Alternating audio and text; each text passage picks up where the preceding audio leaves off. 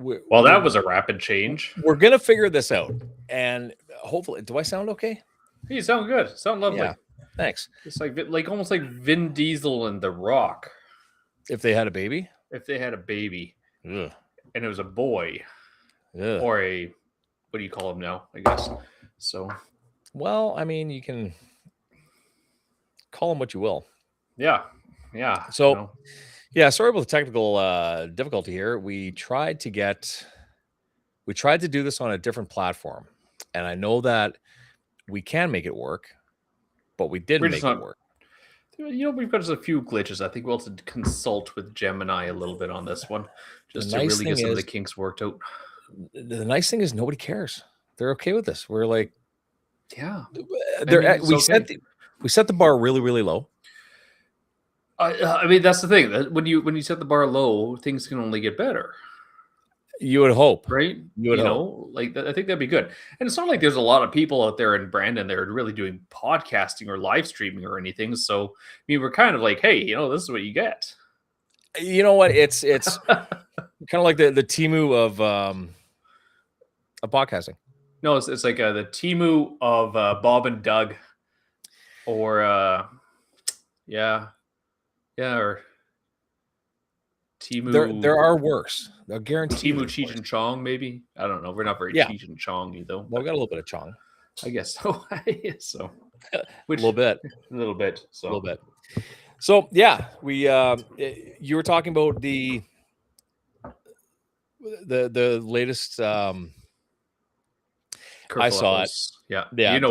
We don't even have to mention that one. That new acronym they have. Yeah. You want to mention an acronym that I stumbled upon? I don't. Yes, I do. Yeah, no. Let's not get canceled before we start. Let's not get canceled. Let's not get canceled before we start, because cancel culture can be strong online here. But like a friend of mine said, the NDP had a strong week. They had a strong showing over the last little while. They had a lot happening. They definitely had a lot happening. Yeah. Now everyone's watching them, right? So it's a lot of attention. It's good to see interesting. Hey, Tash. You know what? Hey, let's get the discussion board up there here. Sorry. There it is. Can you do it? There we go. Yep, apparently. Since podcast about growth, are you gonna be mature or sit serious? No. Okay, come on. You know who you're talking to here. So I mean, there's a thing about changes, and change. It doesn't mean that all of a sudden you have to be a grown up in these situations. It just means that there is things that are gradually changing and evolving, and sometimes they're for the good and sometimes for the bad. So I think that we fear change, but I mean, lots of us are stuck in our ways with a lot of things. Like, what is one thing that what's a hill you would die on? What's something that you just won't. You can't even, as they used to say. I can't even. What? Oh, good God. There was something. Okay. This is the dumbest thing. This is just a thing that I've had since I was a kid. Okay. Parallel park. No, I'm okay with that. Okay. I think my eyes are wide enough. That's the thing. But the thing that really has always gotten me when I was a kid, and even now, was the issue was when you go to sleep, I can't have my hands or feet off the bed. I'm sorry? I can't have my hands or feet off the bed. Is that because the under the bed monster is going to get them? Under the bed monsters? 100%. If I put my hands or feet over the bed when I'm sleeping, it will wake me up. Really? It will wake me up. Yeah, it's just one of those silly things that hangs on, Like, you can't tell me you don't have a monster under your bed. No, I think that if I had a monster under my bed, what would monster be? Do we need to give a pronoun for a monster? Why are we so weird about saying him, her? I'm kind of over it. Well, we kind of had a really big change with that sort of thing, and I get the whole thing that people need to have that ability to express their own personal identity. Sure, knock yourself out. I'm okay with that. Okay, but if I get it wrong, don't get mad at me if you didn't tell me. Hey, if you're convincing, I wouldn't be making a mistake. There's that. Right? I am not a convincing female. No. Right? Oh, you'd be like one of the ladyboys in Oh God, could you imagine? This wouldn't be fooling anybody. Well, you shave that beard down, and I mean, yeah, I don't know. You might have a pretty face on it. Might be very pretty face. You got a pretty mouth, right? Like, this is not this is nothing feminine. No, there's not very much feminine about that. I'm sorry, man. No. So go ahead. Things you would die. So you think that there's Skip. monsters under your bed, which is Absolutely. lovely. And I will die with that one. I completely have all belief that there's monsters under the bed. I think that I used to have a thing about lightning. Like I didn't want to be outside. But That's fair. that was because when I was about, I think we were 13, we snuck out and ended up going like Sev. Oh, yeah. And it started raining. And then I was coming up 26th Street, and there was the storm started and a telephone pole got hit. Oh, like half a block away from me. Okay. And like I could feel my hairs just stood up. Everyone was like, yeah. And I hauled ass back home. Yep. And for years, I just, you know what? Did you crawl home? Get down close to the ground? No, I just ran my chubby ass back home, and that was back when I was a tank. So but yeah, we have these things. I think that, and people don't want to change. Like there are certain things that I like. You like your coffee a certain way. Absolutely. Right. Black. I like my coffee how I like my women. Bitter and dark. Big, black, and angry. Right. Yeah. How's Angie doing these days? Well, she's not really big, black, and angry, so it's good. No. So I don't know. Mixed tastes, I guess, at times, right? Mixed taste. Oh crap! Are we gonna get canceled now because that was offensive? No, to who? Your wife? I don't know. She's gonna kick your ass. No, the probably public doesn't care. No. Well, I hope not. Anyways, so you almost got struck by lightning, eh?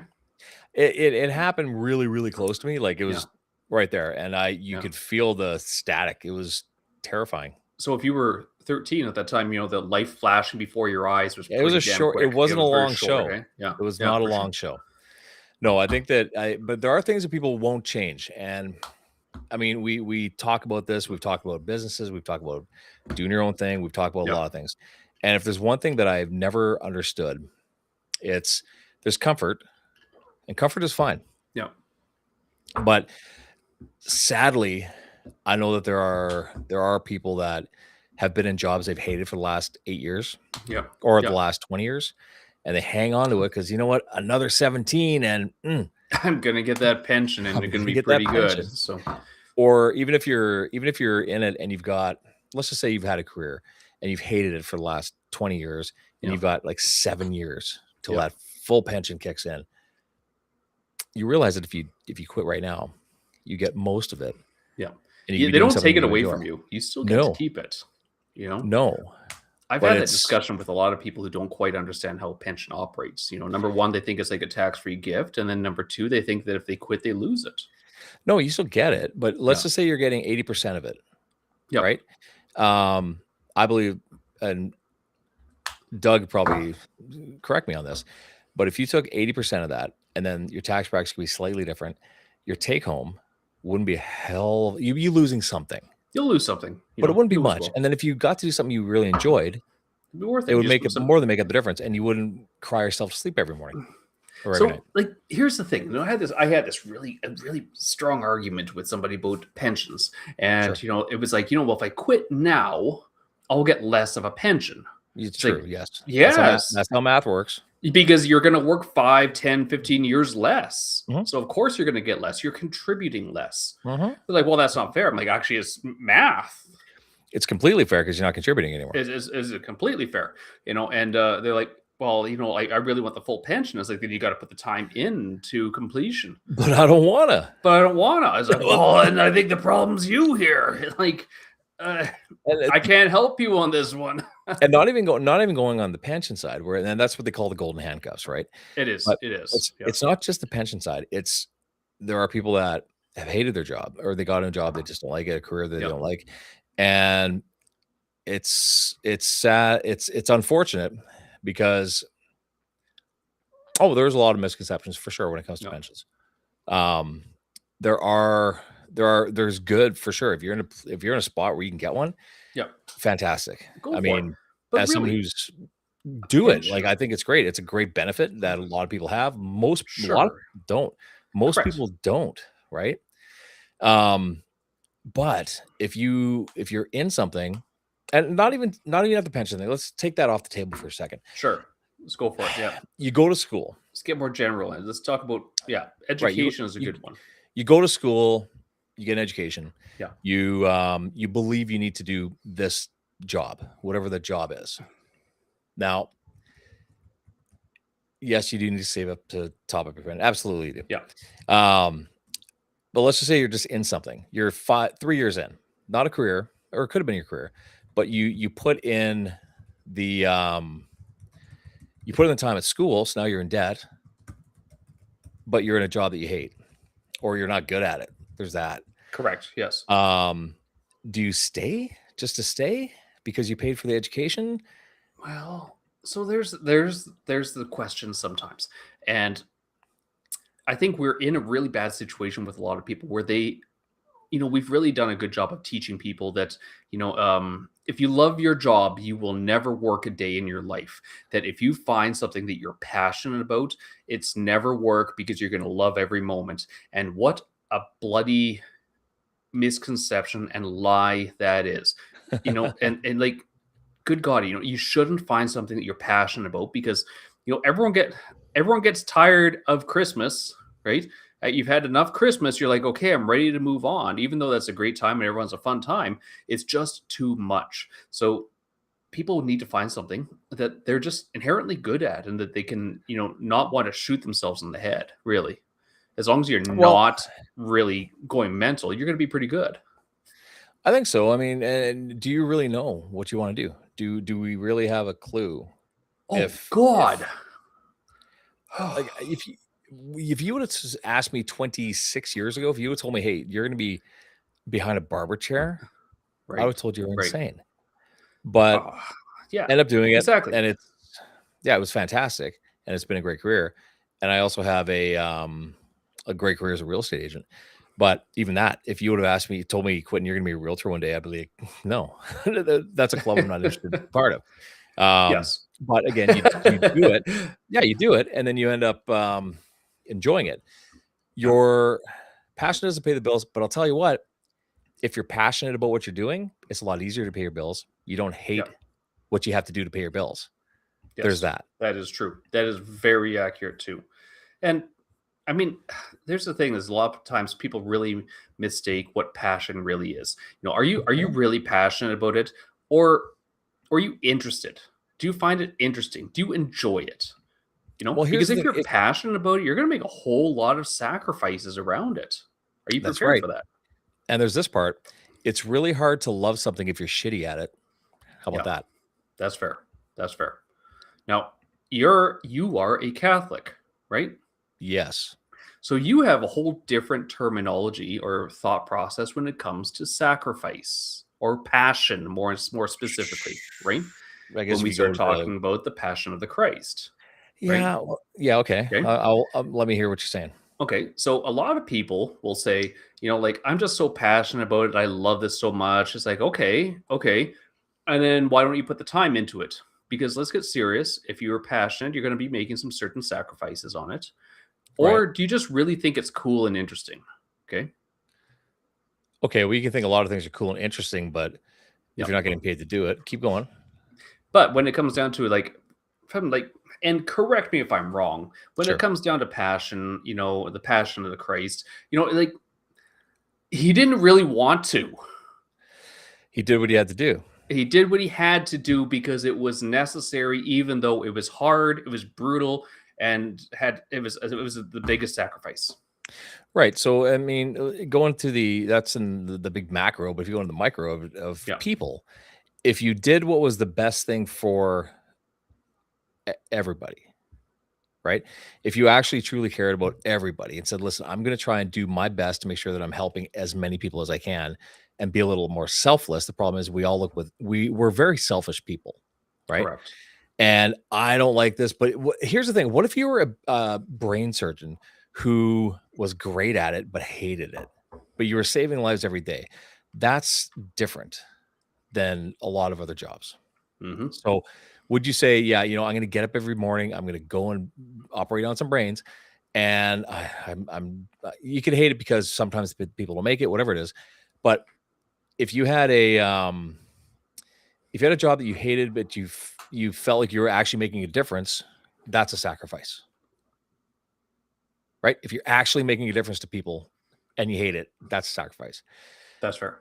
I think that if you feel fulfilled and your bills are paid, great. If you're not comparing yourself to others, I think that's awesome. I think a lot of people sacrifice their happiness to impress other people, and that's dumb. Yeah. Comparison is the thief of joy, and that's where we start falling apart. And I mean, and perfection is the thief of good.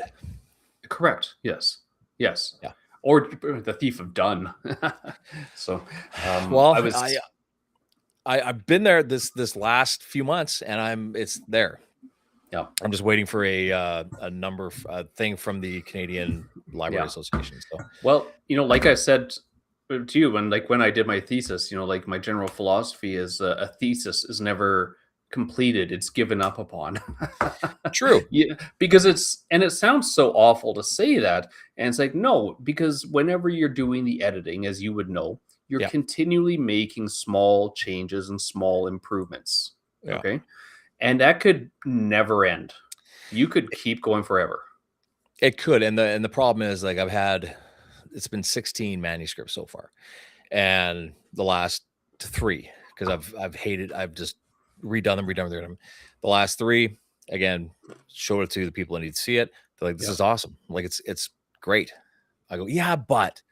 And the buts are the problems, right? But it could be better. I could make it a little bit better. Yeah. Problems now, I sit there and I dissect every chapter. I'm like, what else should I put in here? And I'm like, oh, what about this? What is? And I got to stop.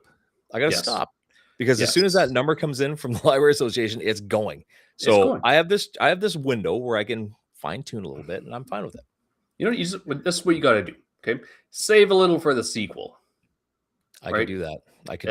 That's what it really comes down to. And so, like, there's some pop culture books. Like, I can't think of any of the ones but Subtle Art of Not Giving a Fuck. No. I mean, like, young adult fiction type stuff, right? Like a Vampire Diaries or something, right? Okay. Twilight. Or not Twilight though. Not Twilight. It's got to be more serial that have been kind of made into like TV shows. I saw a little clip on this on how it's actually really it's confusing people. Okay, confusing different generations because the first people who read it, there were certain cultural references in it, right. And they're going back and updating it with new terminology and different things. So instead of like cable TV, they'll say streaming TV. So they're making small changes to the books. Well, they should try that with the Bible. Could you imagine? Oh, you mean make a revision of the Bible? That's probably never happened. Actually, do not add to or take from any of the words, or basically it's eternal damnation. Humility, caution. AC just gave me a scripture. Proverbs 27, 1-3 teaches humility, caution about the future, and the importance of self-control in speech and relationships. Do not boast about tomorrow. It is important to be humble. 1,000%. 1,000% humble. So we're okay. So everybody, we love the fact that you're here. We're going to continue doing lives, but we are launching an actual podcast. Real live podcast. Real. It's like really real. It's going to be official. And we've been dancing around a few names. What was the Earned Proof? I kind of like that one. Earned Proof. Yeah. Earned Proof. There was how many? We must have had 100 different names. We had 100 different ones. Yeah. But how, like, I know live streams are great and we get the interaction with everybody, but people like to listen to stuff when they're driving, doing a treadmill or whatever it might be. Yeah. And we could do a little more of ignoring their spouse. Right? Yeah, ignoring their spouse. Yeah. But a little more refined version is what we're going for, where we're going to talk to interesting people like AC. You're going to be on the podcast. Just say yes. Just people around that we know, people that are, going out and getting it, and people that inspire us, right? People who have something that we want. Teach us something to be more gooder human beings. More gooder human. Can we use that as a title? More gooder? The More Gooder podcast. The More Gooder podcast? Yeah. There we go. That's probably taken. I don't know. I'll ask. Let's check Gemini here. If it's there, we're taking it. Is there a podcast called The More Gooder? Doug, you can hop on. Why not? We can talk about taxes and everything else. Like, We can. Here's the I thing. mean, People are there's the thing. interesting. It doesn't have to be as long as like an hour. No, There is a currently an active podcast called "Which Is More Gooder." no, we can just go There's more gooder. there is a More Gooder podcast, more gooder than podcast, the More Good podcast, and so there is three kind of along those lines, but there's nothing called the More Gooder podcast. So going with the humility part of it, which is kind of funny that you said that, and you talk about humility and being humble. We are so humble. So humble. We're Like, we're probably the most humble people. More humble than Nobody. anyone.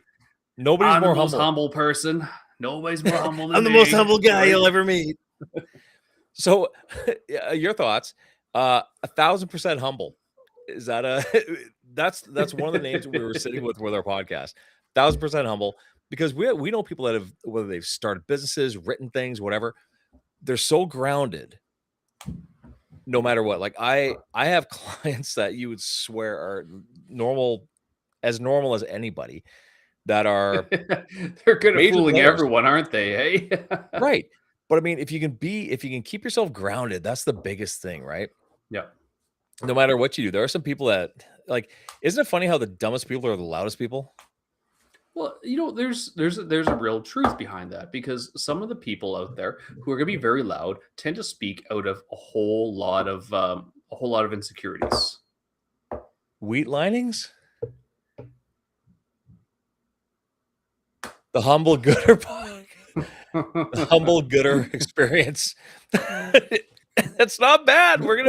Let's take note of that one. I like the humble gooder experience. I kind of like that. It's pretty humble, and it's gooder too. So it's more gooder.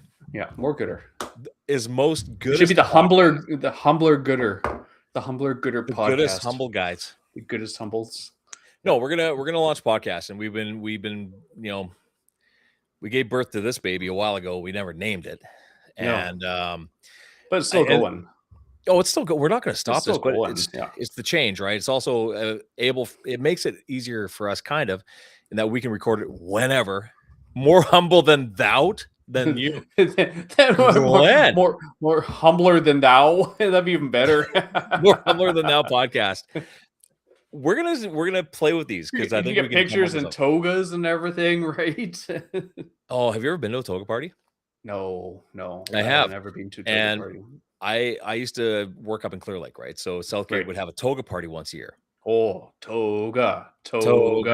Here's the thing with a toga. Wear something other than your underwear under a toga. Fair. Yeah.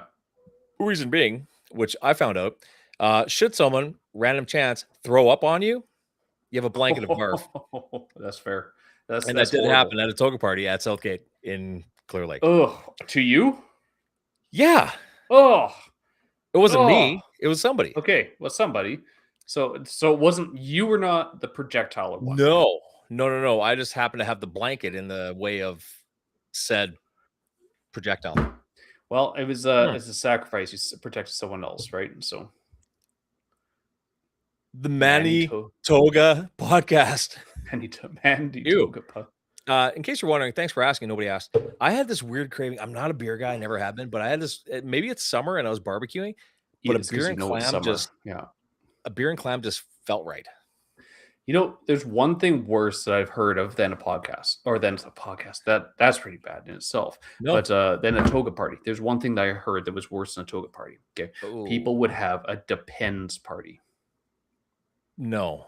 Yes, and it's going where you think it is. You get some old man depends, and you go and you just drink, and if you gotta go. You got to go anytime right there. You know what? Like, there are things that are fun. There's fun. Yeah. And then there's fun to hear about. Yeah. Like if someone said, "Hey, I went to a depends party," I'd be like, "Yeah, okay." Oh, I'm gonna good for you. I'm not gonna delete you out of my contacts, but I'm probably not gonna put you on speed dial. Yeah. I probably won't invite you over to spend the weekend with my family. I probably won't invite you for supper. I've been to some crazy Halloween parties, but never that. Yeah. But However, to each their own. to each their own. Knock yourself out. Donald has them all the time. He's got the best Depends parties ever. I wonder, right? if the dude does wear a diaper. You know, the general theory, like, and a lot of people have been talking about that's the secret to poker. That's the secret. No wonder Glenn never leaves the table. He's not that good. He just outlasts everyone. He just sits there. He's looking at his cards, and he just like 30 seconds, like just once in a while, he gets a little. He's looking at you and he's like, "Okay, I'm in. Good, all in." Now, Glenn is. We got to get him on talking about cigars because that guy's got a collection of cigars. Glenn is eclectic and interesting. Yeah, and I enjoy every moment that I spend with him because there are some people, and here's the thing, Jay and I, this is us having a echo chamber of ourselves, hanging out with everybody here, which is awesome. But doing a live is a little bit different than doing a podcast. But there are so many interesting people that we know collectively that we could sit and just chat for however long, and everybody learns something. We learn something. Like exactly. I think that there's a lot out there. I mean, I had a podcast I was doing years ago, and it was exactly that. Some things you can't unlearn anymore. So I mean, if you can unlearn something, okay, everybody chat. If there is something that you've seen or learned that you wish you didn't know or see, let's not go dark. Well, I mean, the Depends party is up there. Hey, did you go to one? No. No, definitely did not. So here's the thing: this guy's not wearing a diaper until let's just say you went to one. Let's just say, because the boys like, hey, we're gonna have a party. Okay, it's a bladder burster. Gotcha. Yeah. Would you invite your wife to this said party? Like, there's some things you'd be like, I'm gonna come, but there's a lot of shame in that one. I think if you were to take somebody that you knew to that party, right? So. Padron Family Reserve, number 50. Is that cigar? That's a cigar. Of course it is. He likes that one. He's been itching to smoke that one. You know, we should get Glenn over to smoke a pipe sometime. We should smoke a pipe. We could smoke pipes again. No, I think that we get so. I'm not saying, okay, let's just say that party you're talking about. Is it that crazy of an idea? Kinda. Yeah. But when we're so stuck in our ways that we can't say, you know what, maybe it'd be fun. Like, would you say you would never go to one of those parties? This is about change. It's about trying new things. Some people skydive. Some people go to a Depends party. Have you ever, and you've had this, where you're out with friends or at a party or whatever, and you're like, I'm going to go to the washroom. I'll be back in like 2 minutes. You go there, you come back, and they're laughing hysterically, like just something incredible happened. And you miss something. You're like, frick, I missed it. I missed it. Damn it. I've never had FOMO. That's good. I don't feel like I've ever missed out on anything. Like, no. I don't. My problem is I'm relatively antisocial. Like, I don't go out, and I don't feel. But I also interact with so many people on a daily basis that I don't feel like I'm missing out on it. You're that kind of, the introvert extrovert, right? It's a weird combination. Yes, I think it's actually the normal combination in most people. Okay, because as much as people like to say, "Well, I'm an introvert," it's like, but you still go around people, right? Yeah, I'm not an introvert. I think I'm horrible at schmoozing. I don't like meeting new people. How about that? Well, I mean, that's fair. I don't like, most people get pretty anxious about the concept of meeting people on a continual basis. Like, for example, I had a young kid come in with their mom, right? Okay. So she came in and her mom goes, she's kind of nervous. And I said, hey, yeah, I get it too. Like, I get nervous about this sort of thing too. I've got to meet new people and they come to me with different expectations. You get to lay there and do nothing. And your mom and I are going to chat the whole time and you're going to tell me your problems. But it's kind of hard for me. I've got to do this 4 or 5 times a day. Sorry, AC put this thing up there and she powered it into my brain. I'm asocial. Yeah, I just kind of don't want all the time. Well, the problem is I typed in what is asocial, and Gemini gave me in Manitoba, a social is it's a collection of people with a meat collection party. Of social it's a we're sausage party, really. So yeah, the social is a great idea. And what asocial means: someone who isn't antisocial but isn't out there craving crowds, noise, or constant interaction. That's the middle lane. Huh. Okay, you're fine being around people, but you don't need people. You recharge alone. You don't chase attention. You're selective with your energy, and you're social when you choose to be, not because you feel obligated. Holy shit! I Is didn't think that there was. you? Is that I, you? I didn't think there was a name for people like me. Well, there's enough of you. I Yeah, mean, but I guess it's the Ukrainian, well, here's the problem. right? I mean, you guys like to go out and party, but then you want to go home and eat your kubasa. Of course, but here's the Right? thing: considering that we're doing what we're doing on the interwebs, Yeah. you would think that would be attention starved, but not really. Like you and I are talking to each other, and Hold on. it's like there's a few people hanging out, which is kind of nice. It's not really attention starving to do something like this, because it's one thing to be like, oh hey everybody look at me, right? And it's another one to be like, hey, I'm gonna do this. And if people want to engage, or more importantly, do they want to be entertained or educated or feeling like they're part of something, that's entirely different. What I find interesting about live streams, and I did a bit of a deep dive because why wouldn't I? Of course. It's people, they come and they hang out like with the host, whoever that is, for whatever live stream, but the viewers in the chat become their own little community within it, and they come to Yes. hang out with each other, and they sort of banter back and forth, which is kind of neat. Right. But no, I think that it's funny whenever you do kind of a douchebag voice, it's always Trump. Have you noticed that? Because I think it's just kind There's of nothing how wrong. it is. There's nothing wrong with being a douchebag. You know, I'm entertained but mildly terrified with what's happening right now. Which Now, part? That's the thing. Which Which one? part? It's like, my God, if it's like Easter Sunday, he's gonna say he's gonna wipe out civilization. It's like, well, that's pretty Christian. Are you a social butterfly or a loner? I don't know if I'm a loner. Like I talk.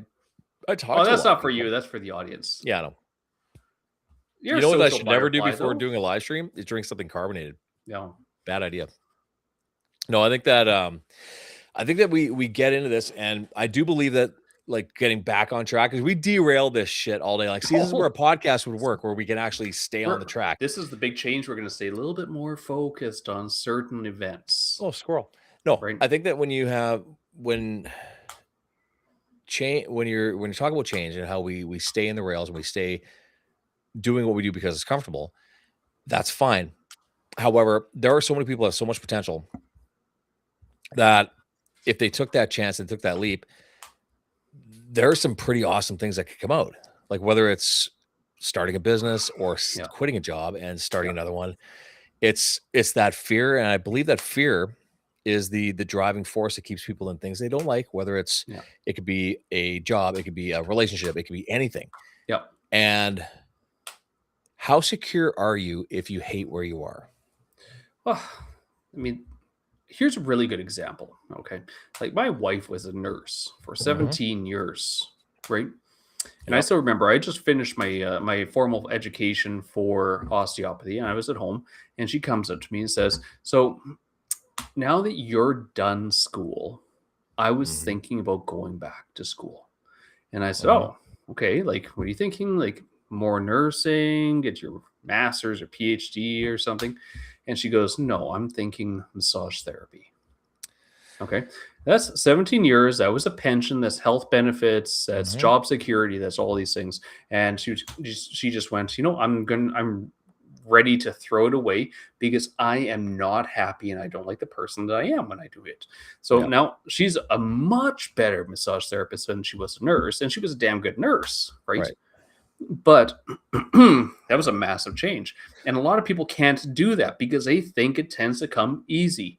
But again, like these things come with a great deal of sacrifice because it's not supposed to be easy. No, if it was easy, everybody would be doing it. Exactly. And here's the thing. The time that you had at whatever it is you were doing isn't wasted. It's never wasted. Correct. You learn something. And I know that's cliche as shit, but I'll tell you what. That's all life skills. Well, what I went through last year, right? Like it was there. It was in the bag. Everything I did, everything right? Yeah. Everything. And it didn't happen. I mean, that's probably for the better, in all honesty. Sure. And I licked my wounds, but I was like crushed, man. I was like, what the hell happened? I found out why, which nobody was legally allowed to say why. But I was crushed. And I felt like I had wasted, almost a year of my life. Yeah. And then something clicked and I was like, you know what? I did something that nobody thought that no one thought I could make it happen. Yeah. Although I didn't make it happen, I made through every single step of what it took to get there and beat So 80 I mean, some people.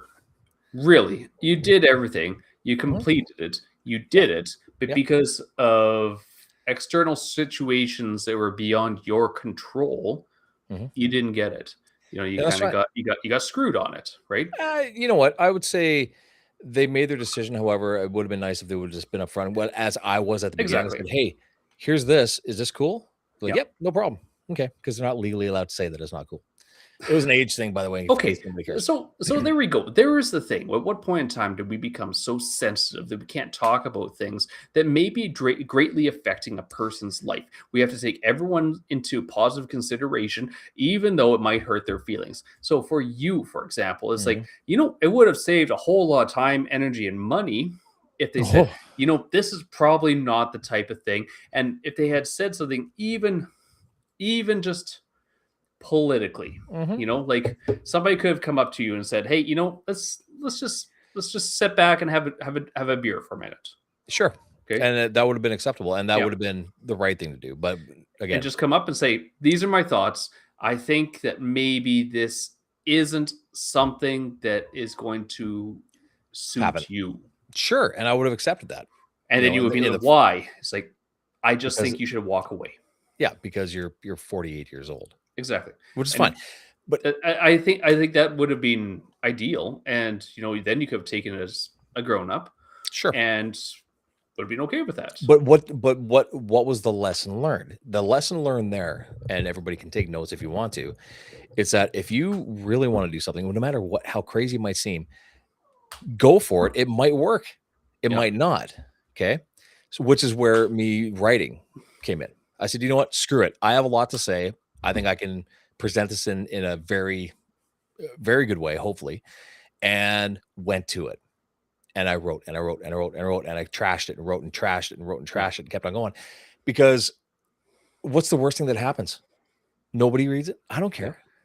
You know, Maybe they do. Maybe I help, 50 or 100 or 1,000 people along the way, which is exactly what I want to do. So eh, no one else is going to do it. I'm doing it. It's happening. It's almost there. And should it go up and not be something? Fine. But at least I did it. yeah. So it's I think that people have so much that they hold in and they don't just say fuck it, I'm going to do Yeah. it. That they end up that's where regret comes in. And lots of people in their deathbed say, I really wish I would have done this. I should Yeah. have done this and I should have done that. So two thoughts I have on that process is number one, and I've said this before, you did everything right and still didn't get what you wanted. Sure. That's just life. That is That's life. You can do absolutely everything correct and still not get what you want or still lose at what you're trying to get. And that's just how it is sometimes. Well, and I think that there are people that are slightly delusional in the idea that I should have this just because I'm here. Yeah. Yeah. Omakase. Japanese are out of my hands. It's a Glenn, we were talking about this when it comes to sushi. It's kind of like going into a restaurant Mhm. and asking the person, whatever the chef decides to give me, Right. which always turns out to be something amazing. Okay. Okay. And like Glenn has some good examples on that. The example that I had is I went to a restaurant called Deer and Almond in Okay. Winnipeg. Yep. Okay. I went in, the place was packed. There was one table left at the bar. Okay. Yep. I walked over, sat down. Bartender is mixing some drinks and he goes, what can I get you? And I said, I have no idea. Why don't you just make what's good for me? And he goes, are you serious? I'm like, yep, just give me what's good. So he grabs the menu or grabs the order sheet, scratches a few things, and he goes, I'm going to get you 3 things. Are you okay with that? Yep, I'm fine with that. Do you have anything that you don't like or any allergies? Nope, nothing at all. Just give her whatever you want. He's like, okay. Sends it away. Food comes. Food's amazing. Okay. Turns out that wasn't the bartender. That was the owner. Really? Yeah. So he knew what was good, and he knew knew what it he was good. wanted. He knew what he wanted to show off. So it wasn't like he saw you and was like, "Okay, it's gonna be a wonton, rice, Yeah. and hot and sour At a soup." place like Deer and Almond, it's pretty hipster, Well, right? they'd have to go and So they'd have to bring it in. yeah, It's exactly. They're like this run, guy. This guy wants us to give him something that's gonna work for him. run over to the walk box and get me some fried rice, But Remember Foodie Goody? Foodie Goody, it was never goody. No. What was the bill? Oh, how was the deer and almond? Doesn't matter if it's good. Who cares? Oh, Deer and Almond was amazing. But how was the bill? It was a bit. Of course it was. It was worth it, and when I go to a nice restaurant, it's not like I want to be like a big spender, but I'm Right. also going to be like not. I don't want if I'm going to ask for something that's really good and the food better is be. amazing. I don't want to be that guy that goes, "Holy, that was a lot," because it should be respectful to a certain extent. Well, considering that a lot of people, again, stay in our comfort zones and people won't like Yeah. change, there are a lot of people that think that Olive Garden is fine Italian cuisine. Oh, you get all the breadsticks you want. So Right. Or Red Lobster is you get all the chef's cheesy kiss buns, seafood. all the cheesy buns you want. Right. Right. So we want the thing that we want, but people want it to be cheap. Yeah. So my general theory on life as a whole when it comes to the comfort zones is, we're all in this little comfort zone. That's our little box. Okay. And as we get older, the box starts getting smaller. Right. Okay. And the only thing that you can do as a person is push back against the shrinking box. Right. 100%. And it's your responsibility to do it. If you don't do it, don't be upset when all you're eating is chicken fingers and nuggies when you're 89 years old and upset because it just doesn't taste like it used to. Can we all just agree on the fact that boneless wings are actually just adults that are too ashamed to say nuggets? I They're would agree adults, with that. but they're nuggets. They're chicken nuggets, guys. Stop calling them boneless wings. Yeah. So, okay, here's a real life story from when I worked in Chinese restaurants, right? Mhm. We would have, like breaded spare ribs. Okay. So they'd be, small spare ribs, breaded. Right. Actually, they're like my comfort food. Okay. Yeah. And people would come in and they would order, I would like the boneless ribs, please. And I was like, you can't have that. What are you talking about? So we would just tell them, okay, yeah, well, that's no problem. And we would just give them pork balls. Sure, I guess. But it's like you go to get the McRib at McDonald's. They ain't no rib. No, it's a pressed pile of spam, basically, right? It's like spackle in your mouth. Some experience are. I love chicken wings, and are you a flat or a drum? But some experiences are expensive as long as they're fits in your budget. Here's the thing: I think we should stay in a budget. However, if I am pleasantly surprised with what happened, and you splurge once in a while, that'll happen probably once a year. Yeah. Once a year, you're like, you know what, screw it. And you do it and you had a great experience, then it's worth it. If you're doing that every week, then you're not splurging. You're just buying expensive food. You've just leveled up your lifestyle at that point in time. And unfortunately, you're going to get into a bad situation where you simply have no money, but you can say that you have high quality. Oh, sure. That was champagne taste and beer money, right? Right. We see people doing that with wine very specifically. A lot of people love to buy high-end wines. I mean, good for you if you can understand it, if you have a sommelier's based sense. But, like my wine taste extends to about 1750. So I tend to get the cheaper stuff. Well, here's the thing.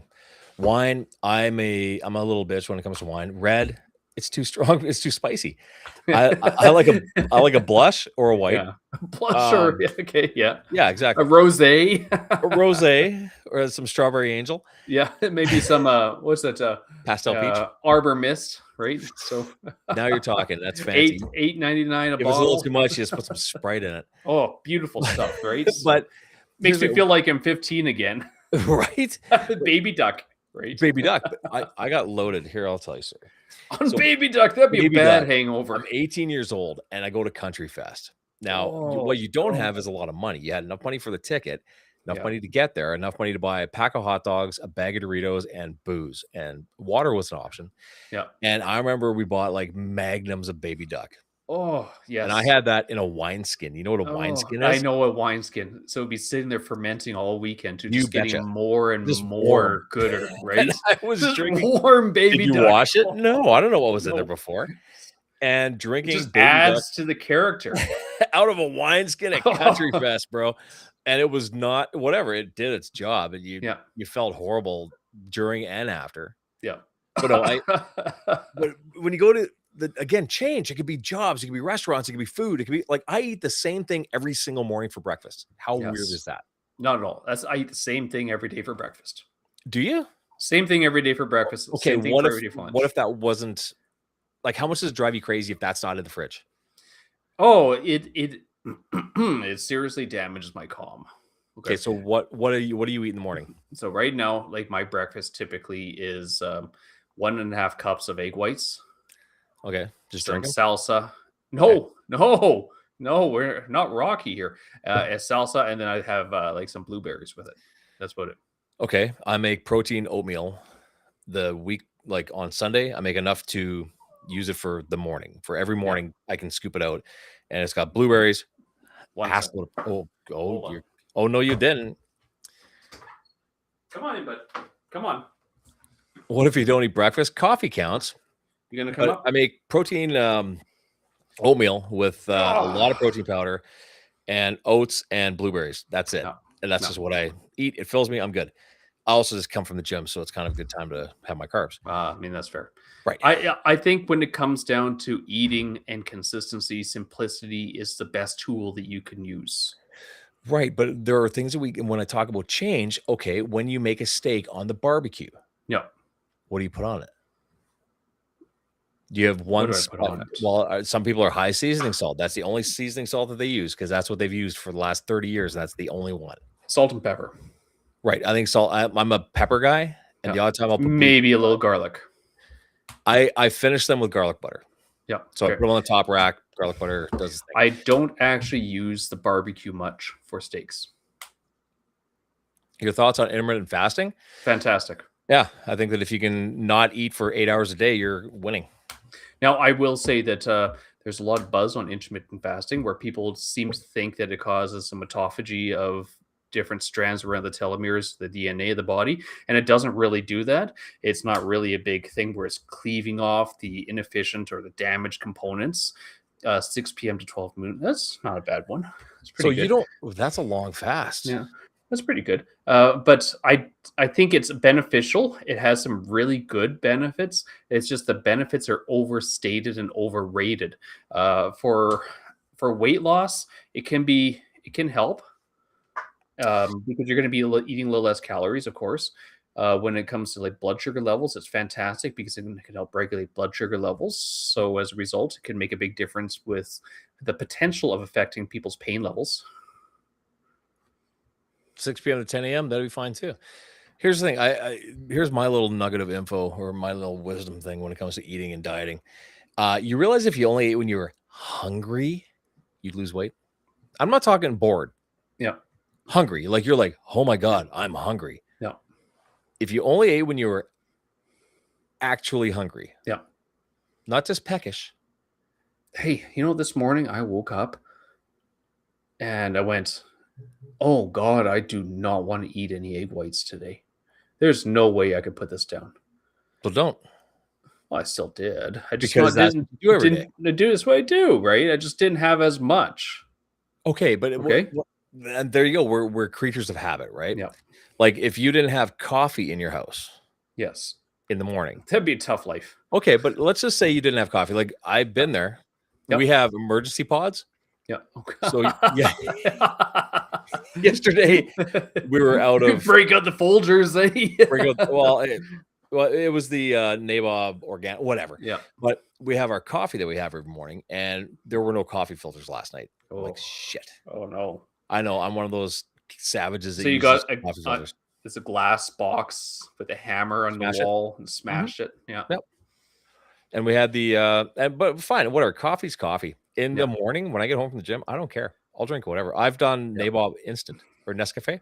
Yep. This will surprise you totally. I went off of coffee and was just using green tea. Why?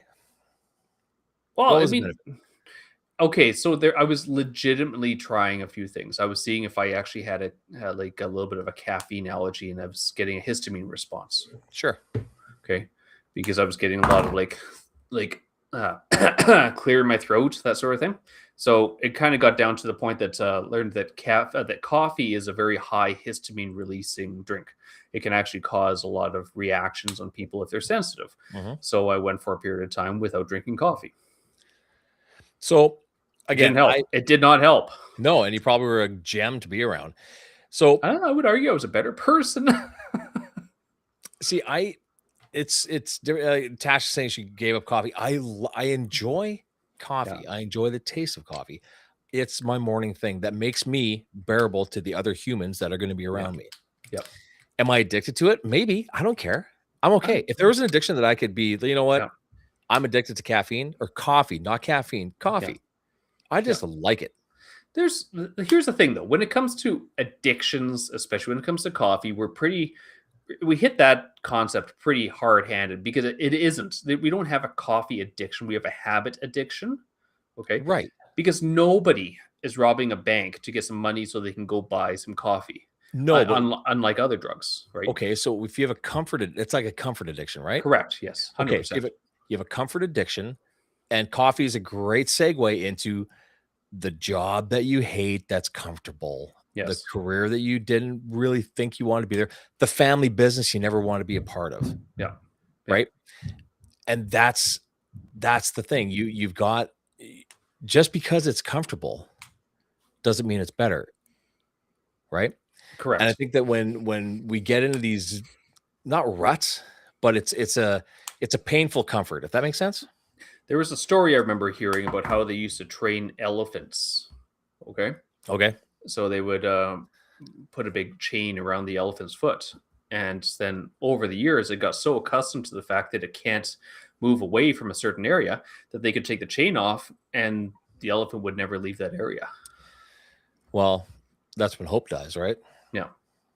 And I think that happens with a lot of people. I also think that when I say that so many people have so much in them, I'd be willing to bet if we talk to 20 people, we should do this one day. We should actually go just downtown, well, maybe not, but go around and have a camera and just say, listen, what's the one thing you wish you would have done? And I'm not talking about skydiving. Like, if you could have done something else other than what you're doing today, what would it be? And I think we should ask everybody in our podcast that too.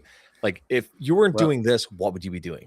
That's actually a question I ask a lot of my clients. Okay. Similar. Okay. Yeah. I ask my clients, if you were not doing your job right now, what would you be doing? Yeah. Right. And a lot of people go right away. They can list it off, like what it is, it's, they would do this or they would do that. And it's like, well, so what's stopping you? Right. Well, we become defined by the thing that brings us comfort, right? Like, people are defined by their jobs. People are defined by their families. Yes. And did you ever see Anger Management with Adam Sandler and Jack Nicholson? Yeah. A long time ago. Yeah. When he shows up, we just watched it last week, and Nicholson goes, "Tell me about yourself."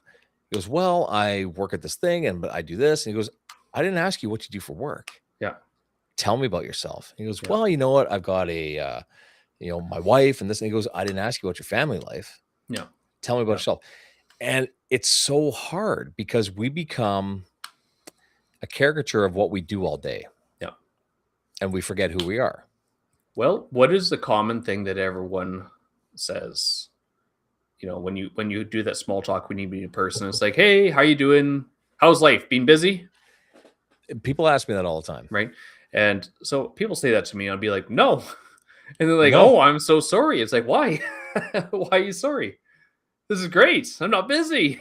Well, and I think that when you, but everybody wants to say they are, because you feel like they want to hear that you are. Are you busy or are you being productive? That's the big question. There you go. Am I busy? Yes. Am I being productive? Sometimes. Yeah. And I get not it. now, that's for sure. But people ask me that about the market. Like, well, what's the market like? I'm like, are you buying something or selling something? Neither. Then what does it matter? Yeah. Curiosity. It'd be better if you gave me your money and I did some work for you. I'll say that much. Again, it does. Today doesn't matter.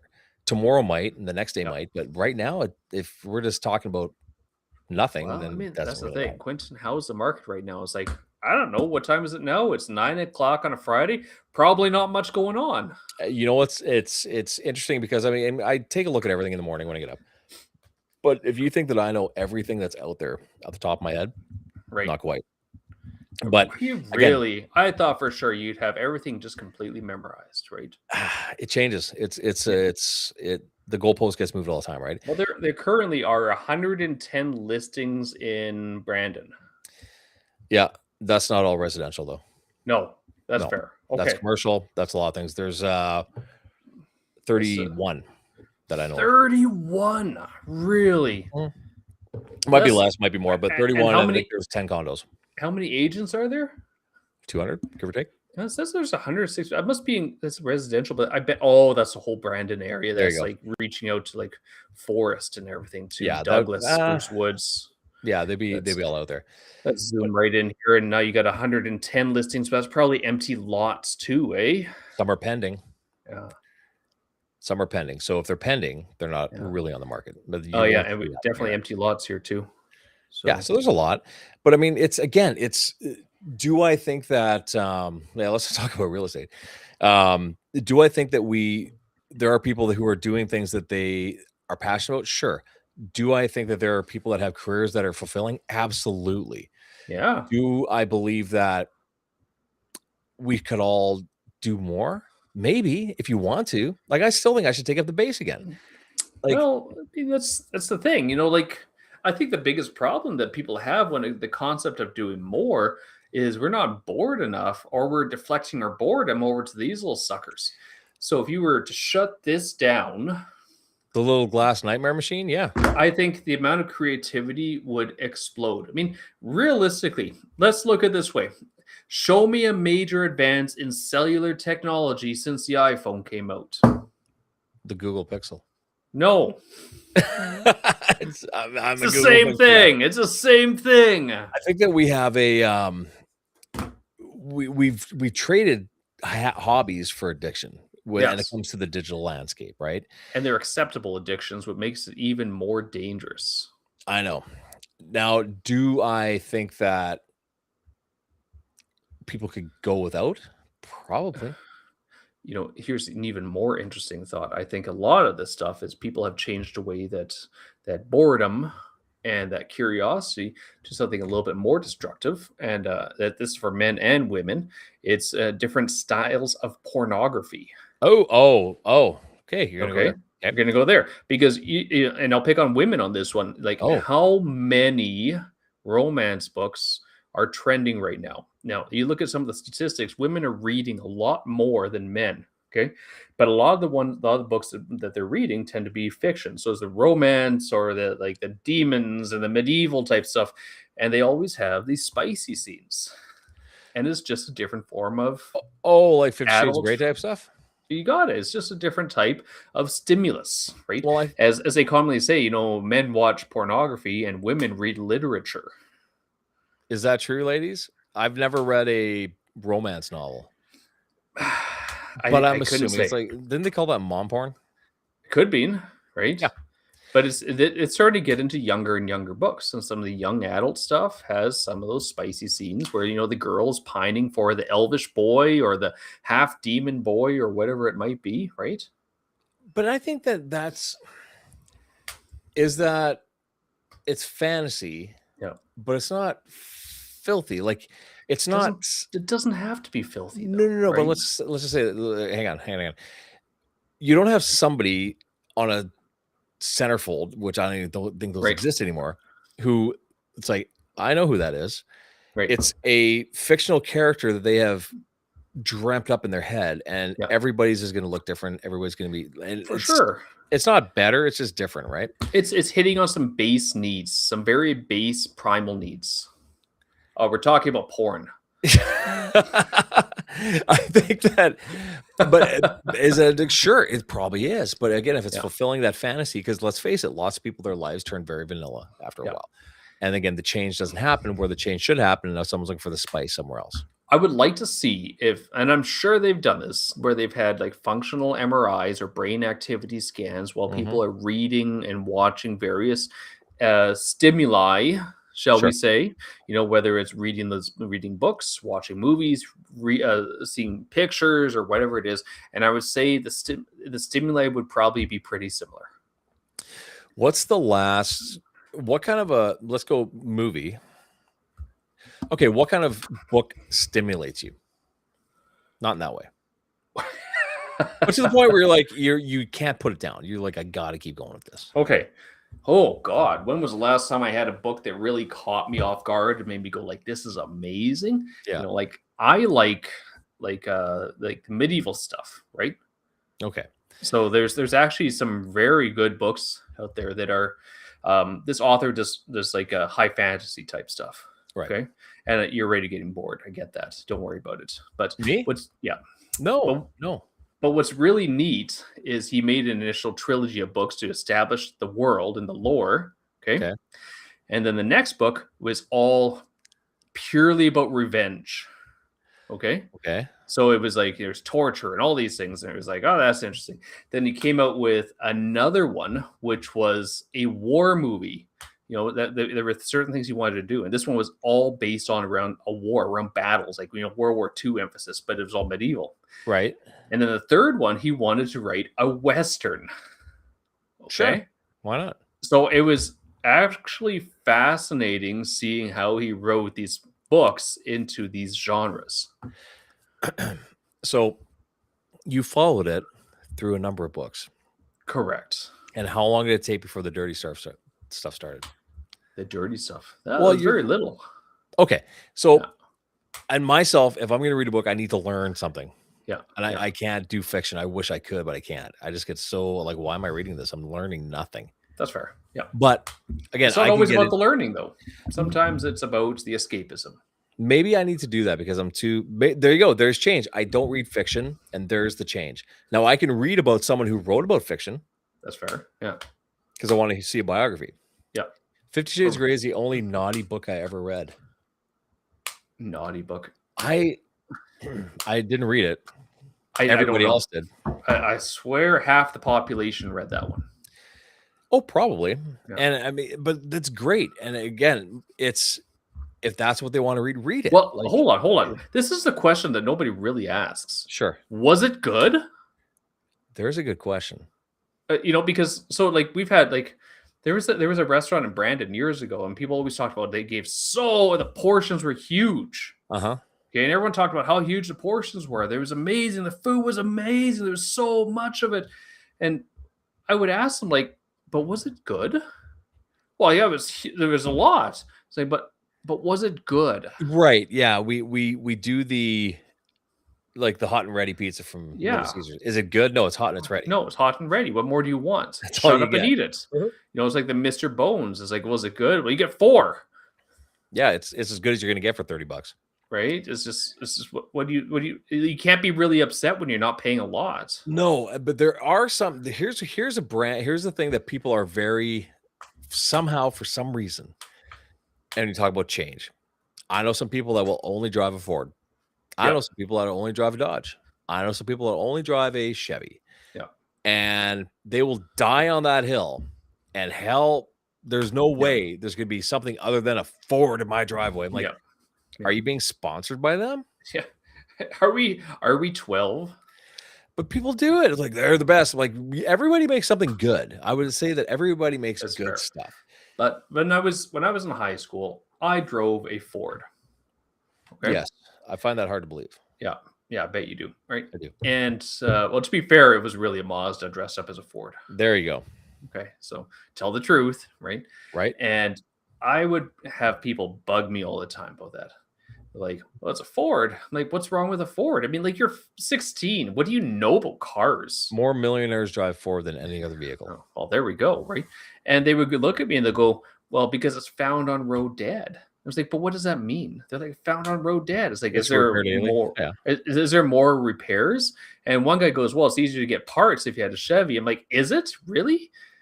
Like, you could just go to the store and get the parts you need, right? I don't think there's a big issue here. Well, yeah, it's a car. I don't care. Like, I'm not married to any kind of vehicle. I don't care as long as it gets where I got to be. I'm happy. Does it go somewhere? Exactly. Does it get you? Are you alive when you get there? Yeah, that makes a good point. The book very detailed compared to the movie, but went without. Yeah, could have went without reading it. Only read because everybody else was talking about it.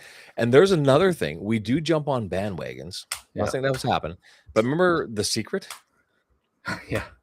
Yeah. Oprah said, read it. So everybody read everyone read it. Yeah. And it was, I find it was, I get it. If you put it out there, it's going to happen. Yeah. No, if you put it out there and then do the work, it'll happen. Yeah. But if you just put it out there and wish, like, wishes don't get you too far. You know, I mean, there's the thing. We see a lot of people for a few years ago around COVID. You know, it was like, I'm doing this business, I'm doing this thing, I'm doing whatever, and I'm gonna have a lot of success with it. It's like, oh, like, are you spending a lot of time working on it? No, manifest. I'm manifesting it. I was like, what does that mean, guys? Like, it's an educated wish. Like, come on, you can't just say, you know, I'm going to put it out there and I'm going to manifest it. It's like, you still got to show up and do the work here. Yeah. If you believe that things are just going to happen because you have good intentions, you're lying to yourself. I've tried to make that work, you know, and I'm sure you've done the same thing too with like winning the lottery. You know, like if I win this $100 million, I'm going to be the most altruistic person, most generous person. I will give away so much money and do so much good, and you still don't win. No, you're not. Okay, let's ask chat. What would you do if you won $1 million tomorrow?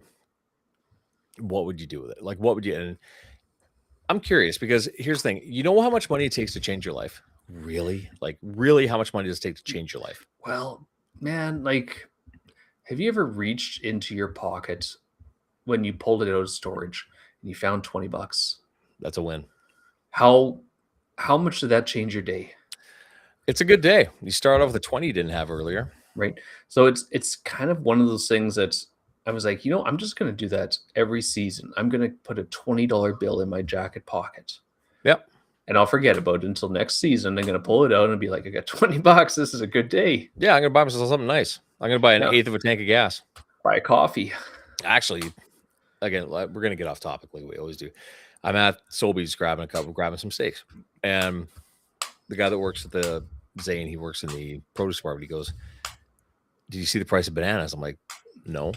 Like, aren't they the cheapest fruit you can buy? He goes, pretty much. Yeah. 99 cents a pound. I'm like, and he goes, I've never seen them above 79 cents. Right. There's this fuel surcharge that's going on. And that's going to cause some people to make some changes, some healthy changes, hopefully. Yeah. But people are going to make some changes because it's going to get more expensive.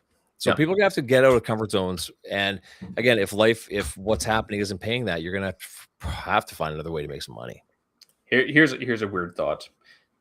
Have you ever had banana flavoring? Remember when you were young and you had banana flavored antibiotics or something? I remember the marshmallow candies that were not great, but okay, go ahead. But they taste nothing like bananas, right? The banana flavor tastes nothing like banana. You're right. Okay. Do you know why? No. Okay. So back in the day, bananas were an entirely different fruit. Okay. Okay. And that's what the flavor of banana is based on. But then there was actually a global pandemic, I guess, for bananas, and it wiped out bananas across the world. And we came up with this new banana, like through some modifications and stuff, that is kind of an offshoot of banana, but a little bit different. So these bananas are essentially all a monoculture or a clone of what bananas were. So we've never had a banana. You have probably never really had a real banana based on what they used to taste like.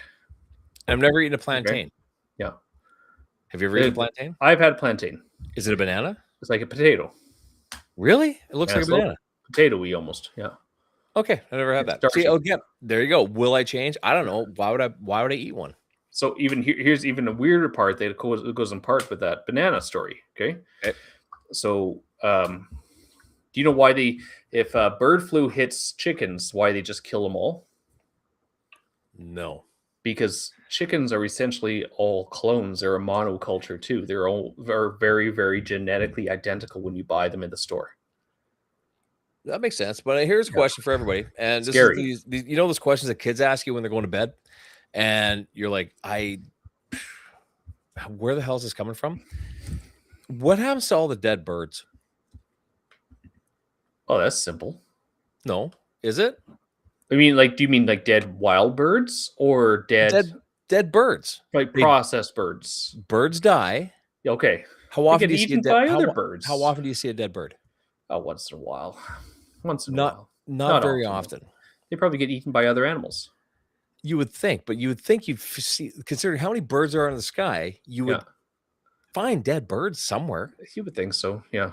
You're telling me every dead bird just gets, other than the odd one you see, but if a deer died, you'd see the dead deer. So I saw a TikTok video or like an Instagram reel where they were talking about at one point in time in history down the States, this whole county was just like pummeled with dead birds. Well, that happens sometimes. Yeah. And it was like they don't know why, but they think that like just this flock of birds got the same disease or something, and they just all croaked, fell out of the sky. Okay, would you eat a pigeon? No. Why? No.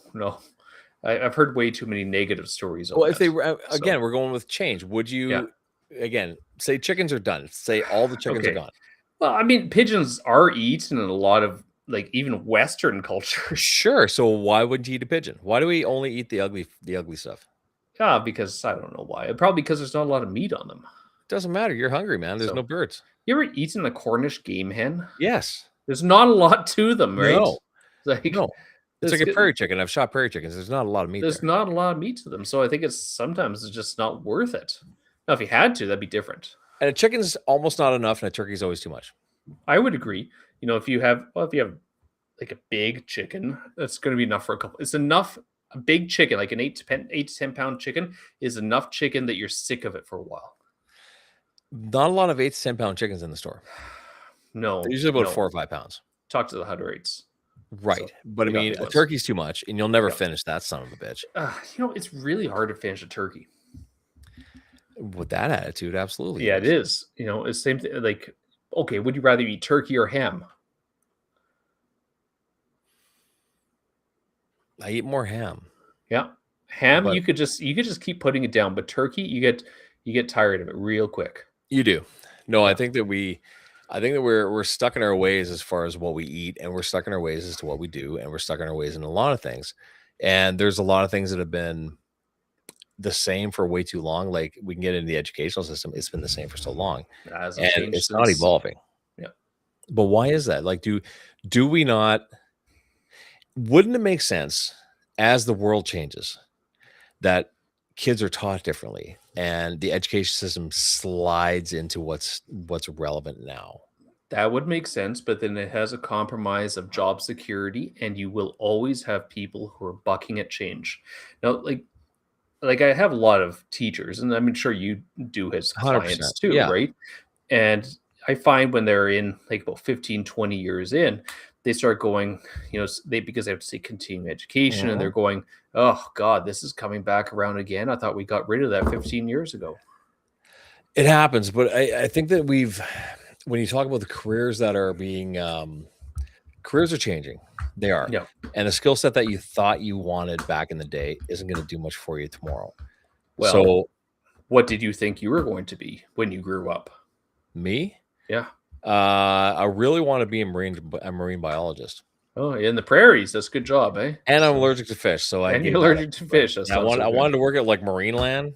Yeah, I think I watched too much Danger Bay back in the day. Danger Bay, or I wanted to work with like whales and otters and stuff. Danger Bay, what was that guy's? One of that old guy's name was like Relic or something like that, right? That was a Beachcombers. Or the Beachcombers, yeah, Relic. What a great name, Bruno Gerussi.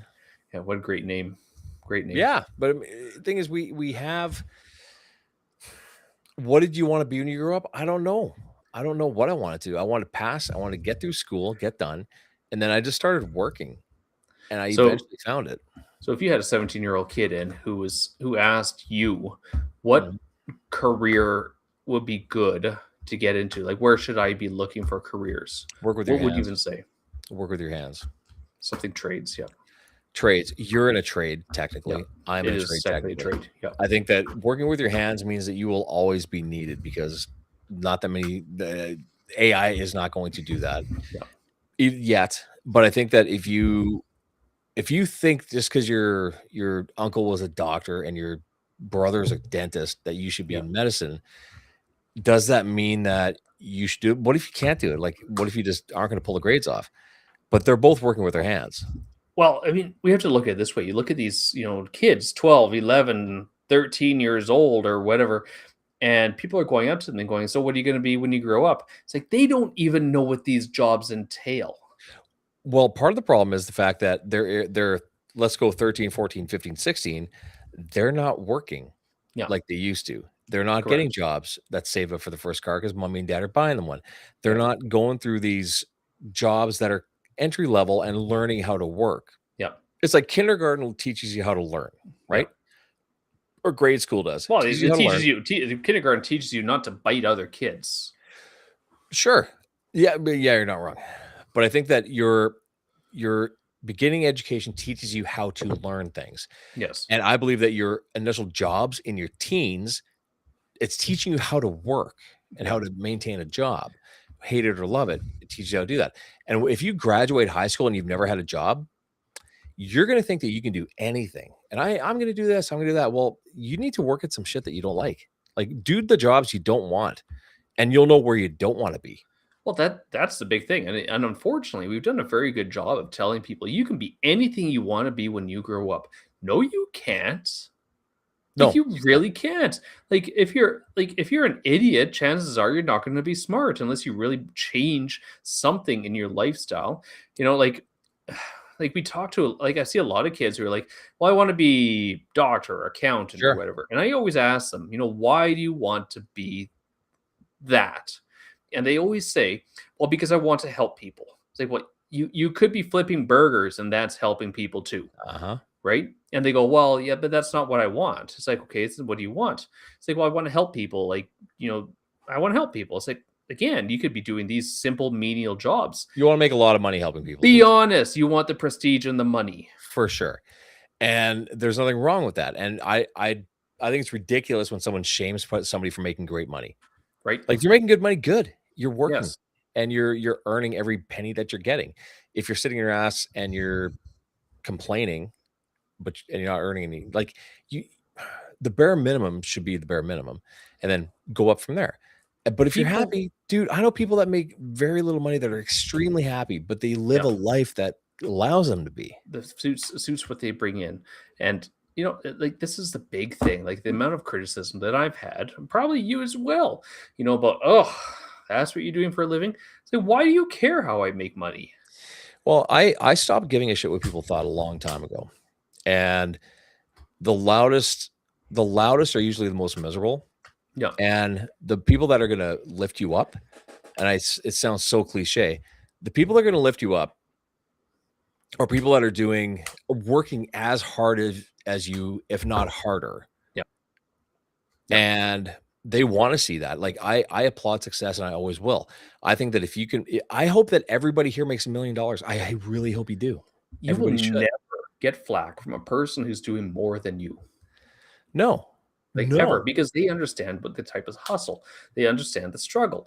Now, I've had a lot of people, bitch or complain, "Oh, must be nice to make that kind of money." Yeah, it is Yeah, the it harder you work, the is. nicer it is. That's 100%, and you shouldn't shy away from that. No. But I think that if you're gonna, if you're, here's the thing, I feel bad for people like that because obviously something's breaking in them Yeah.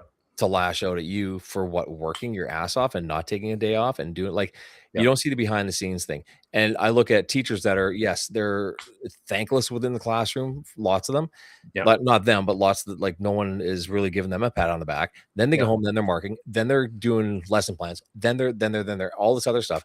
And people bitch, well, yeah, but you get 2 months off in the summer. Ugh, Holy yeah. shit. You know what? Yeah, and they're unpaid for those 2 months. Right. So stop. Like, stop. If you're miserable where you are, stay in your pit if you Yeah. choose to. You have every opportunity to stay in there. If you if you get yourself out, guess what? Somebody that's up there who's been grinding is going to help you get out of it. They'll help you. Like, holy shit, Yeah. you're doing this? Yeah, I'll support whatever you're doing. I think that's a great idea. Yeah. And I do believe that we do get into these traps where we don't make a change because we No, they're not. Their total income, gross income is split up. Either they can get paid for the 10 months or or they can get 12. 12 at Yeah. reduced amounts. Yeah, you can choose that. Either way, it doesn't matter. Like, it's fine. But I think that when you if people are going to complain because someone has a job that they feel is easy, spend a day doing their job. Yep. You know, you got a guy who's making an insane amount of money doing whatever, like, oh, it must be nice. He just sits in his office all day. Go Yep. do it. Yep. Please do it. Comparison is thief of joy. You know, like I've had even clients come in and you know, I'll tell them, you know, you need to do some exercise, and they're like, "Ah, my job is really busy." And it's like, well, it doesn't count. You know, like the whole point of exercise is to remove the repetitive strains that accumulate in your body. Right. And then they get really mad. You know, oh yeah, well, I'd like to see you try my job, see if you can make it through the day. I'm like, I don't need to. You couldn't get through my day, and you're the one who's in pain. Well, you know, You're here. I know people that love their jobs that aren't jobs that aren't what's the word? Glamorous. Yeah. I know a guy who he's a tow truck driver. Yeah. He loved his job until health wise, loved it. Because he goes, you know what? Here's the thing, Quentin. He goes, you're actually you're helping people on the side of a road in the middle of the winter. He saw that as a very noble profession, and I hats off to him, and he was very good at it. Yeah. And going back to dirty jobs, there was a guy who I remember this episode where this guy repaired septic tanks. Yeah. Okay. Do you know how you have to do a repair? You get into the muck. You get in, and he's sitting there and he's showing him, yeah, I get in here and I do my thing. And he started his business doing septic tanks. Here is the interesting thing. He goes, so how the hell did you, like, you've been around a while, like, how'd you end up doing this? He goes, well, I was kind of tired of what I was doing, so I wanted something that was going to I want to enjoy my work. Yeah. He was a psychiatrist. Yeah. Yeah. And he goes, I stopped. He goes, why? He goes, I was sick of dealing with other people's crap. And he got into that. Here's the thing. If you could have a high paying job, you could have a prestigious job, you could have a lot of things. And if you're miserable, you can do something else.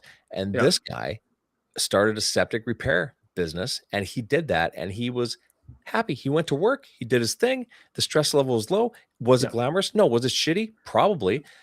But he wasn't dragging that home with him. Like there's a lot of nuance that goes into the type of work someone's like a nurse, a psych nurse, a cop, or whatever. You have no idea what they're going through. Now, would they change jobs if they had the opportunity? Probably. This guy did.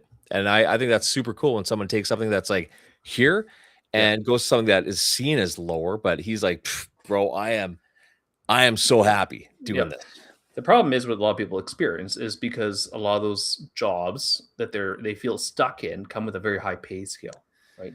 So you get very accustomed to a certain lifestyle, a certain income. So moving to something different is going to come with a major sacrifice for either a short period of time or a long period of time. And some people can't handle that change in lifestyle.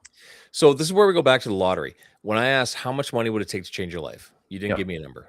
No. $20. I said $20. $20.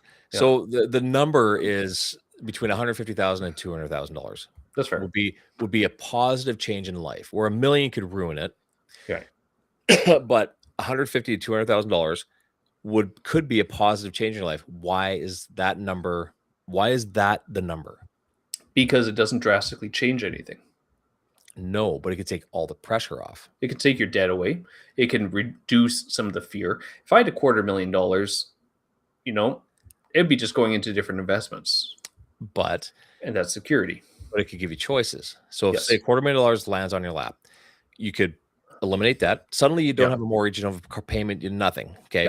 Payments and you still have money to burn. You still have money to live off after. Yeah, it's tough on $250,000 in this market, but okay, I get your general idea. Yeah. You could pay your mortgage off. Like it's enough that it would make a big change in your life, but it would take worry away. If you get rid of worry, then all of a sudden people's lives get a lot nicer. Right. So if worry was gone, would you still be doing what you're doing every day when you wake up? I would, but would you still be doing exactly what you're doing? Or would you say, you know what? I'm not going to do this. I'm done. I'm going to quit my job. I'm going to do something else. I'm still going to work because you're not going to have enough money to stop working. Right. But if you don't have any debt, no mortgage, no nothing, you could change that, make less money, have the same lifestyle. But here's the issue. Okay. And this is something you see all the time. Okay, you see people come into that situation where they get some sort of massive inheritance, they win a Sure. lottery or something, and that is what they do. They pay off their debts and they Mhm. rack it up by living outside their lifestyles again, because people do not have the financial education or the responsibility to deal with that kind of windfall of income. And that's the problem that a lot of people have. That's where I think a lower number would be maybe a more positive change, like 100 grand.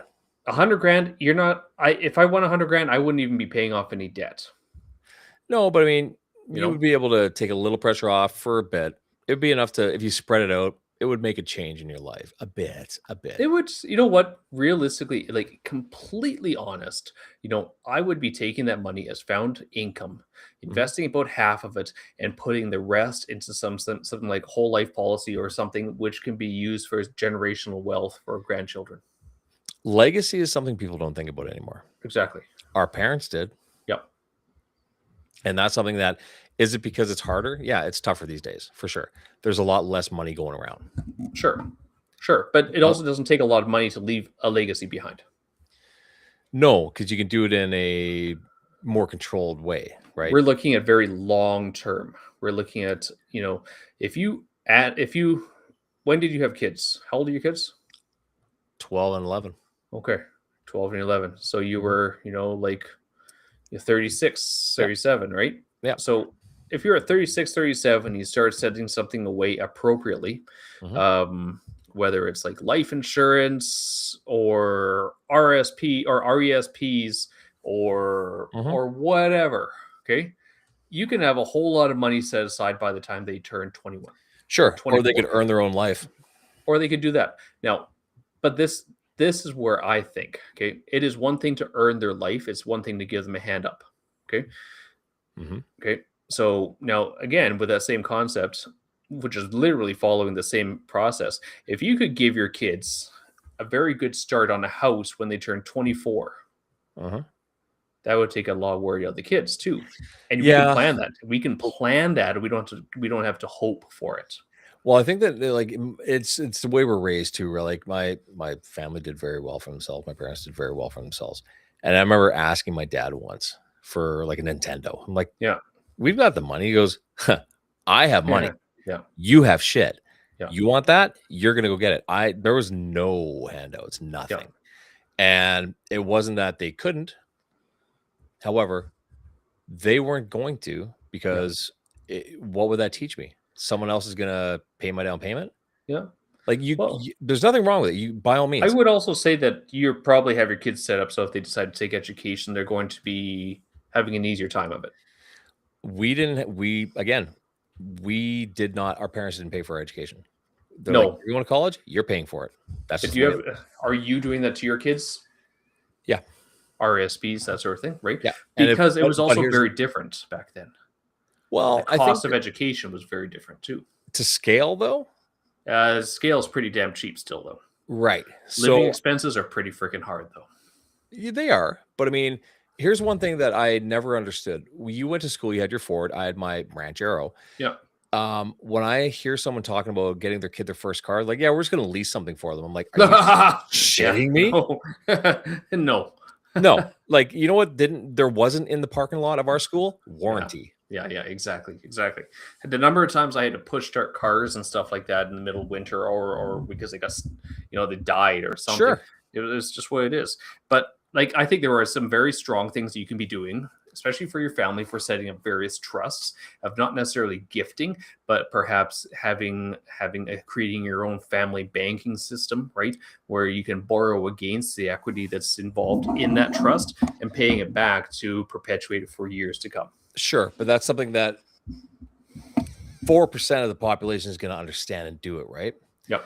Now, again, nothing wrong with it, but I do think that trust fund babies, well, here's the thing. And where have you ever seen a trust fund baby function properly in life?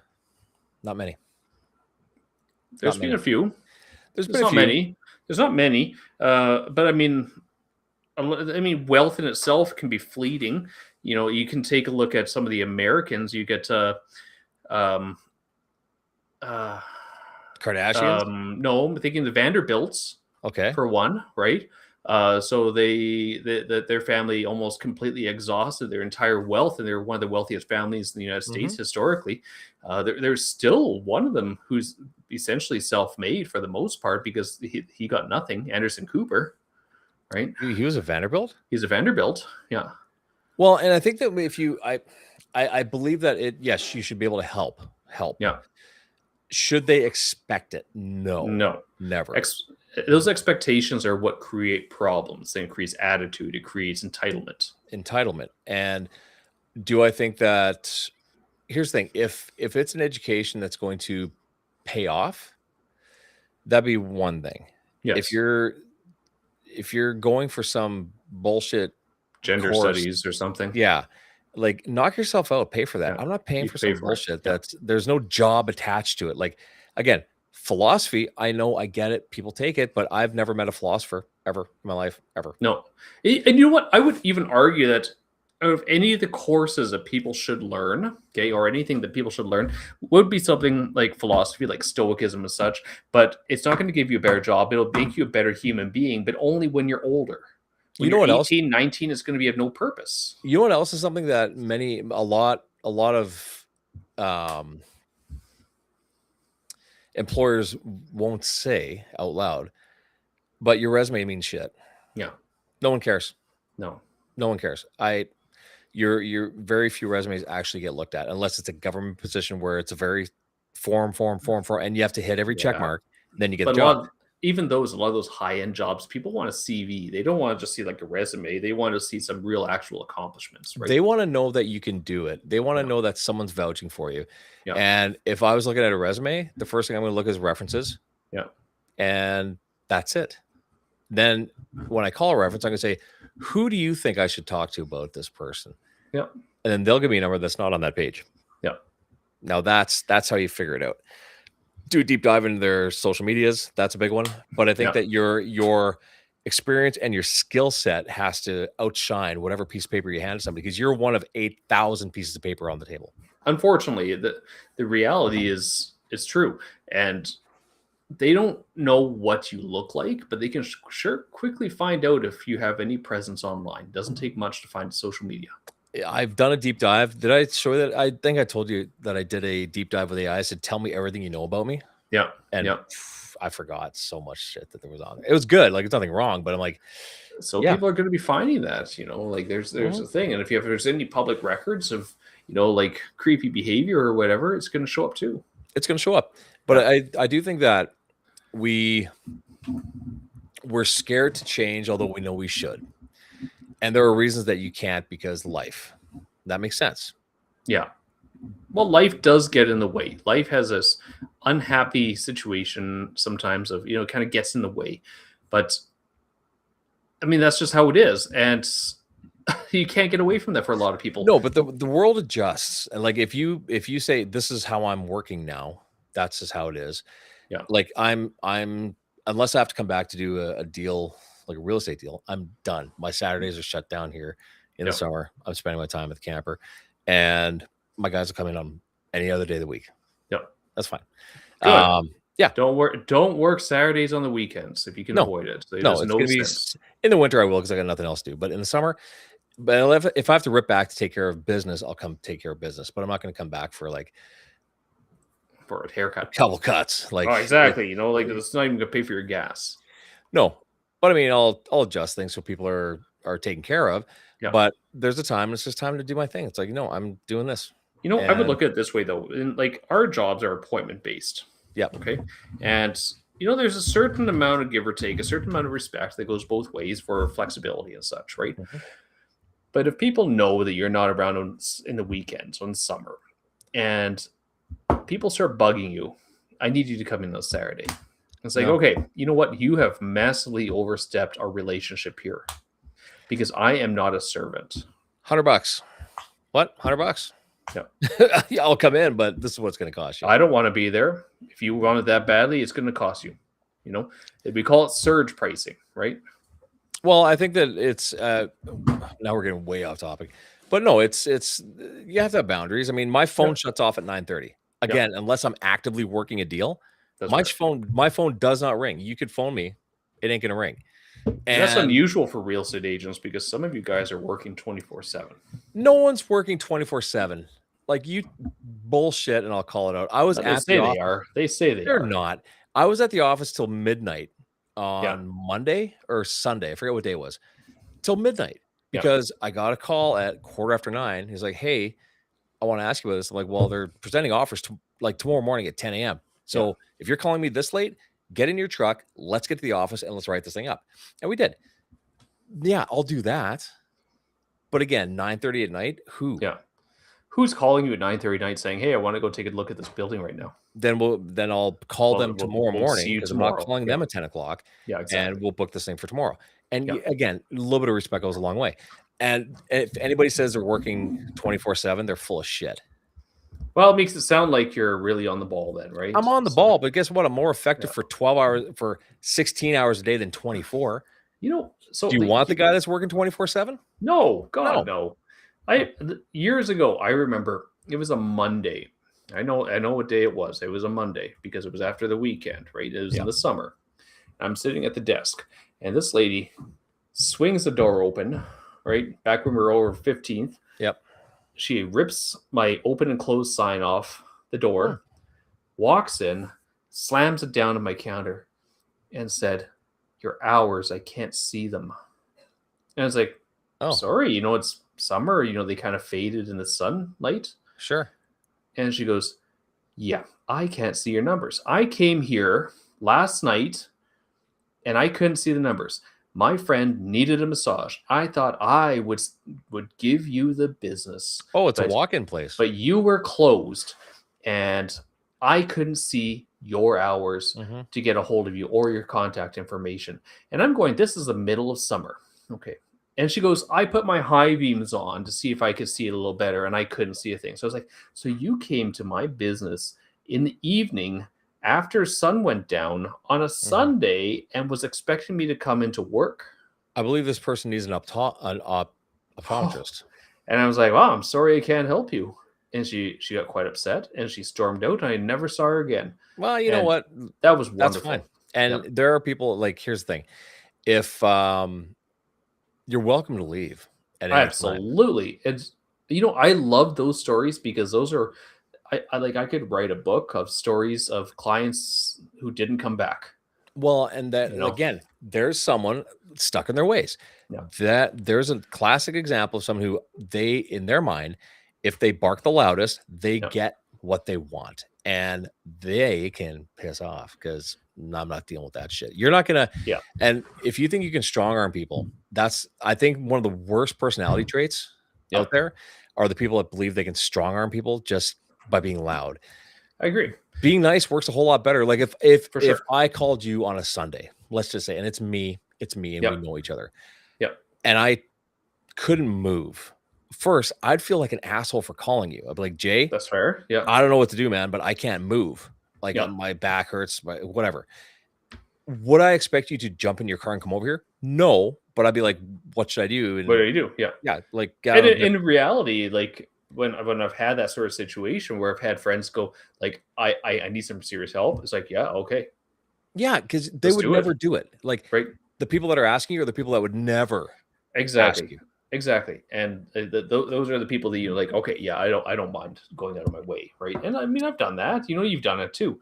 But there are certain people who are going to take advantage of that any chance they can get. Oh, I've gotten a text at, like, again, in the shop.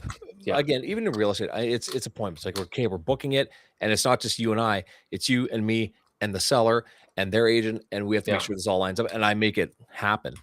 But in the chair, if I'm home and it's Sunday and you're saying, "Hey, can I get in tomorrow?" I'm like, "Dude, I'm out. I'm back here in the studio anyway. If you want to come by for a haircut, come right now."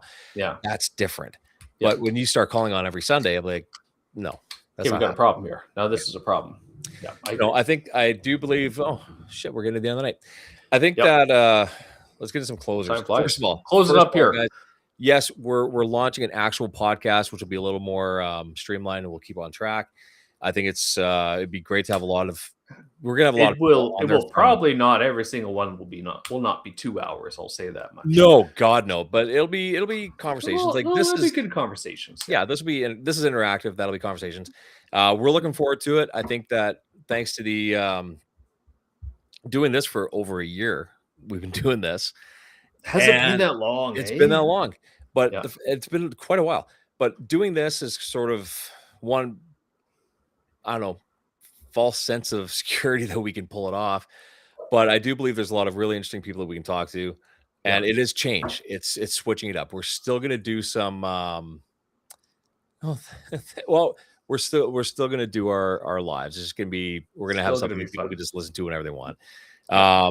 But I do think that that's going to be a change. I do believe that if you want to try something, just do it.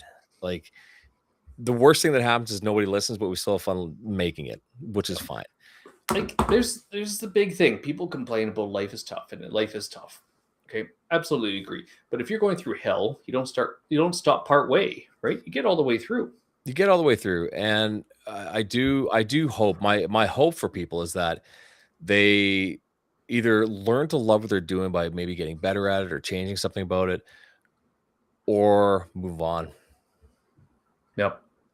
Go do And something. Go make some change and be scared while you're doing it, because that's the best part about growing. If you're not growing, if it's not scary a little bit, is it really worth doing? it's evolve or die, right? You either evolve or you die, and sometimes you're dead for 10 years before you even die. Everyone goes through that where they just can't, and then they got to make a decision: either shape up or ship out, right? Yeah, and but I do think that there's a lot of people when you have a we live in a time right now that is so amazing that anybody can start a business doing anything. It's insane that you can start a business from a laptop, Yep. right? From a laptop, from your cell phone. From your cell phone. My God, right? Like there are people like influencers that are making. Did you see? Who's that guy? He's I think he's an African guy that just reacts to stuff. Yeah. KB or something. Yeah, he sold his likeness to I think it was Netflix or Disney or one of these for like $9 million. Really? Yeah, and people are saying, "Why would you do that?" He's like, his family is set up for life, and he's a guy that never said a word. He did eventually. What was I watching? There was a show, and he had to walk in it was a Hollywood show. You know, like the guy's walking, and like I think a car cut off another one of the main character. He sees it happen. He looks over at KB, whatever the guy's name, and then he just goes. Yeah, and that guy just sold his likeness to I forget what company. I want to say it's for a video game or whatever it is. Oh, could be. Yeah. But good for him. Like there are people like remember the ocean spray cranberry guy that was on the longboard? Yeah. Dude, yeah. he had his moment. He did well with it. The Huck girl had a podcast for a while. Yeah. Like there are opportunities for everybody to do things they just want to do. Okay, his name is KB Lame. That's it. So yeah. And he has $20 million worth, eh? So he was married and went through a divorce. Yeah. But I mean, what did he do? He made silly videos and he made money doing it. Yeah. And here's the interesting thing about what we're doing. It's free. You can put a video up and it's free. You can have one video that just makes your life different all of a sudden, that fast. So you could be famous. You just don't know it yet. I think the problem is we're worried about what people think. And as soon as you stop giving a shit what people think, you're good. Yeah, exactly.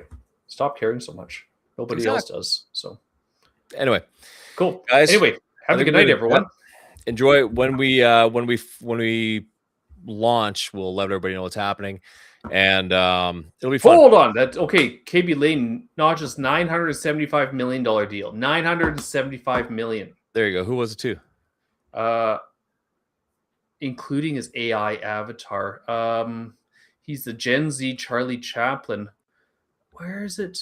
Who sold his company, which meant to Rich Sparkle Holdings, a Hong Kong company, worth $975 million. TikTok, everything in development of a digital twin. They're expecting him to net $4 billion in annual sales from the partnership. Oh, holy! Jeez. Congratulations. Our local tax man just said, hey, the new grocery and essentials benefit is the grub benefit. File your taxes. Look for it. Yeah. Very cool. I'll take it. Okay, guys. Excellent. Have a good night. Weekend. We're going to jet and Yeah, we will see you. Yeah, next week if Jay gets back from his vacation on time. I'll be back hopefully. Otherwise, it could